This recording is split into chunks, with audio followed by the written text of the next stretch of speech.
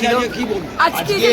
আজকে judgement pronounce করার কথা ছিল, মানে দোষী সাব্যস্ত তো কালকে হয়ে গেছিল।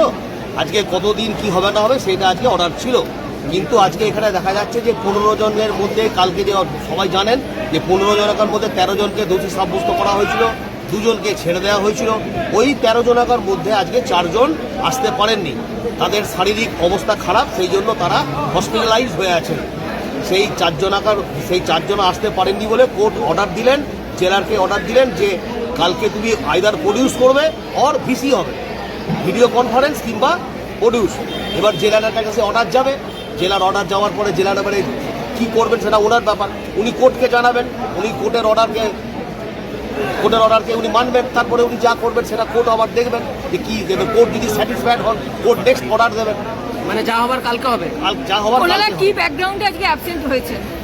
ওনাদের শারীরিক অসুস্থতার জন্য মেডিকেল পেপার দিয়েছে, হ্যাঁ, এবং ওখান থেকে রিপোর্ট এসেছে যে আজকে প্রডিউস করা গেল না, দে আর অ্যাডমিটেড ইন দ্য BMCH। তাহলে আজকে 9 জনের কেস ছিলেন আজকে, হ্যাঁ, 13 জনকার মধ্যে আজকে 9 জন এসেছিল। আজকে তারা জেসিতেই গেছিল আজকে, হ্যাঁ, বলুন একটু।